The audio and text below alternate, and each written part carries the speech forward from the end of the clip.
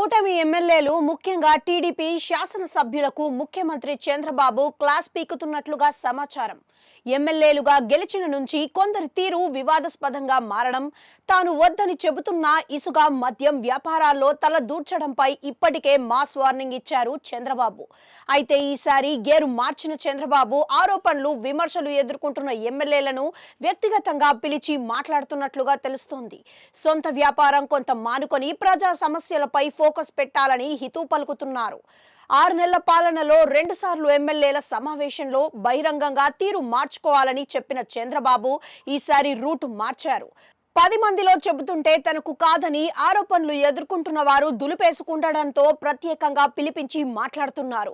సంక్రాంతి పండుగ దగ్గరకొస్తుందని ఇతర ప్రాంతాల వారు సొంతూర్లకు వస్తుంటారని, అలా వచ్చిన వారు రోడ్లు బాగోలేవని, ఇతర సౌకర్యాలపై ఎమ్మెల్యేలు పట్టినట్లుగా వివరిస్తున్నారని, ఫిర్యాదు వస్తే సహించేదే లేదని స్ట్రాంగ్ వార్నింగ్ ఇస్తున్నట్లుగా సమాచారం. సంక్రాంతి నాటికి గుంతలు లేని రహదారుల నిర్మాణానికి ప్రభుత్వం కంకణం కట్టుకుంది. నవంబర్ నుంచి రాష్ట్ర వ్యాప్తంగా ఈ కార్యక్రమాన్ని చేపడుతున్నారు. ప్రతిరోజు పనుల పురోగతిపై R&B శాఖ నుంచి నివేదిక తెప్పించుకుంటున్నారు. రాష్ట్రంలో గోతులమయంగా మారిన రోడ్లన్నీ బాగు చేయాలని ఒకేసారి 809 కోట్ల మంజూరు చేశారు.